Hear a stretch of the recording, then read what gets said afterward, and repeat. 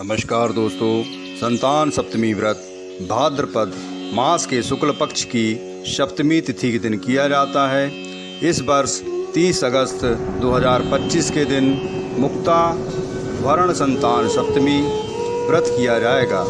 यह व्रत विशेष रूप से संतान प्राप्ति, संतान रक्षा और संतान की उन्नति के लिए किया जाता है। इस व्रत में भगवान शिव एवं माता गौरी की पूजा का विधान होता है। भाद्रपद के शुक्ल पक्ष की सप्तमी का व्रत अपना विशेष महत्व रखता है। तो आइए जानते हैं सप्तमी व्रत की विधि।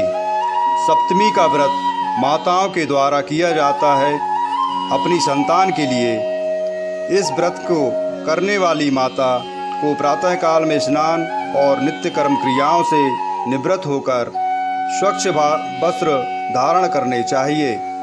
इसके बाद प्रातःकाल में श्री विष्णु जी और भगवान शिव जी की पूजन अर्चन किया जाना चाहिए और सप्तमी व्रत का संकल्प लेना चाहिए।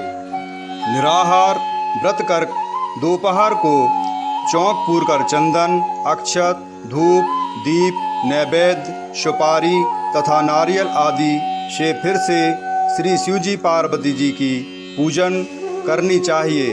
सप्तमी तिथि के व्रत में नैवेद्य के रूप में खीर पूरी तथा गुड़ के पुए बनाए जाते हैं। संतान की रक्षा की कामना करते हुए भगवान भोलेनाथ को कलावा अर्पित किया जाता है तथा बाद में इसे स्वयं धारण कर इस व्रत की कथा सुननी चाहिए।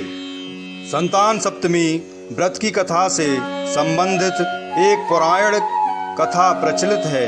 इस कथा के अनुसार एक बार श्री कृष्ण जी ने युधिष्ठिर को बताया कि किसी समय मथुरा में लोमेश ऋषि आए थे।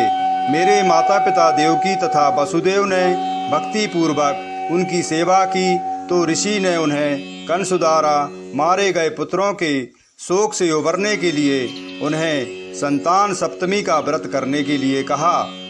लोमेश ऋषि ने उन्हें व्रत का पूजन विधान बताकर व्रत कथा भी बताते हैं। नहुष अयोध्यापुरी का प्रतापी राजा था। उसकी पत्नी का नाम चंद्रमुखी था। उसके राज्य में ही विष्णुदत्त नामक एक ब्राह्मण रहता था। उसकी पत्नी का नाम रूपवती था। रानी चंद्रमुखी तथा रूपवती में परस्पर घनिष्ठ प्रेम था। एक दिन वे दोनों सरयू में स्नान करने जाती हैं। वहाँ अन्य स्त्रियां भी स्नान कर रही थीं। उन स्त्रियों ने वहीं माता पार्वती शिव जी की प्रतिमा बनाकर विधि पूर्वक उनका पूजन किया।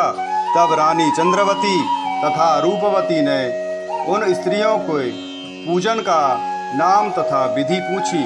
तब उन स्त्रियों में से एक ने बताया, यह व्रत संतान देने वाला है।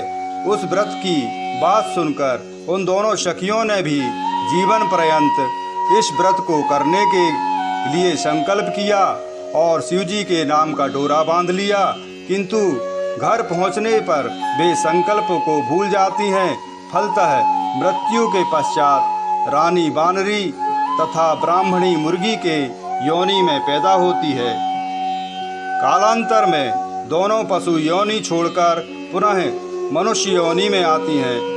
चंद्रमुखी मथुरा के राजा पृथ्वीनाथ की रानी बनी तथा रूपवती ने फिर एक ब्राह्मण के घर जन्म लिया।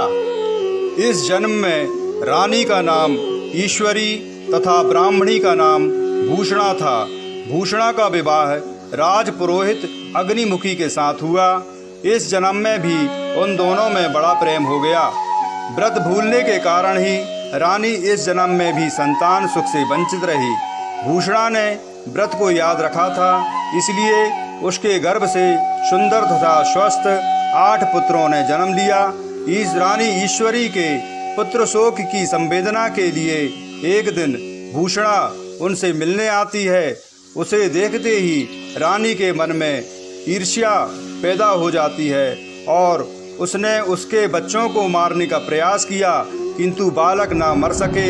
उसने भूषणा को बुलाकर सारी बात बताई और फिर क्षमा याचना करके उससे पूछा कि किस कारण तुम्हारे बच्चे नहीं मर पाए। भूषणा ने उन्हें पूर्व जन्म की बात स्मरण कराई और उसी के प्रभाव से आप मेरे पुत्रों को चाहकर भी ना मरवा सकी। यह सब सुनकर रानी ईश्वरी ने भी विधि पूर्वक संतान सुख देने वाला यह मुक्ताभरण व्रत रखा। तब व्रत के प्रभाव से रानी पुनः गर्भवती हुई और एक सुंदर बालक को जन्म दिया। उसी समय से पुत्र प्राप्ति और संतान की रक्षा के लिए यह व्रत प्रचलित है। संतान सप्तमी पूजन। व्रत की कथा सुनने के बाद सायंकाल में भगवान शिव पार्वती की पूजा धूप दीप फल फूल और सुगंध से करते हुए नैवेद्य का भोग भगवान को लगाना चाहिए और भगवान शिव की आरती करनी चाहिए। बोलिए भगवान भोलेनाथ की।